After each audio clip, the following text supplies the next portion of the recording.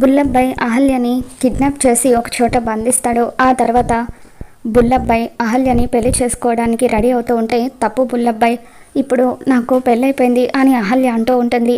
అదేంటి బంగారం, నువ్వు ప్రేమించిన ఇంద్ర చచ్చిపోయాడు కదా, మరి నువ్వు ఇంకెవరిని పెళ్లి చేసుకున్నావని చెప్పి బుల్లబ్బాయి అడుగుతూ ఉంటే, అప్పుడు అహల్య టెన్షన్ పడుతూ ఇంద్ర చనిపోయిన విషయం ఇతనికి ఎలా తెలిసింది అని చెప్పి షాక్ అవుతూ ఉంటుంది. ఇక ఇంతలో బుల్లబ్బాయి దగ్గర ఉన్న వ్యక్తి పంతులు గారిని మరికొంతమంది రౌడీలను తీసుకొని వస్తాడు.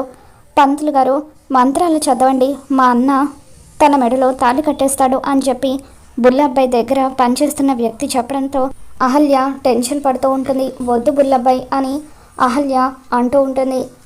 అన్న, అసలే నువ్వు లేటుగా పెళ్లి చేసుకుంటున్నావు, అందుకే పంతులు గారిని తీసుకొచ్చాను, త్వరగా తాళి కట్టన్నా అని చెప్పి అంటూ ఉంటే, అప్పుడు బుల్లబ్బాయి మంచి పని చేశావురా అంటూ ఆ తాళి తీసుకొచ్చి అహల్య మెడలో కడుతూ ఉంటాడు. మరో పక్క గౌతమ్ అహల్య కోసం టెన్షన్గా కారులో మొత్తం కూడా తిరుగుతూ వెతుకుతూ ఉంటాడు. మరి బుల్లబ్బాయి అహల్య మెడలో తాళి కట్టకుండా గౌతమ్ అడ్డుకుంటాడా, అసలు ఏం జరగబోతుందో మళ్ళీ మన ఛానల్ తెలుసుకుందాం. ఈ వీడియో మీకు నచ్చినట్లయితే ఒక లైక్ చేయండి.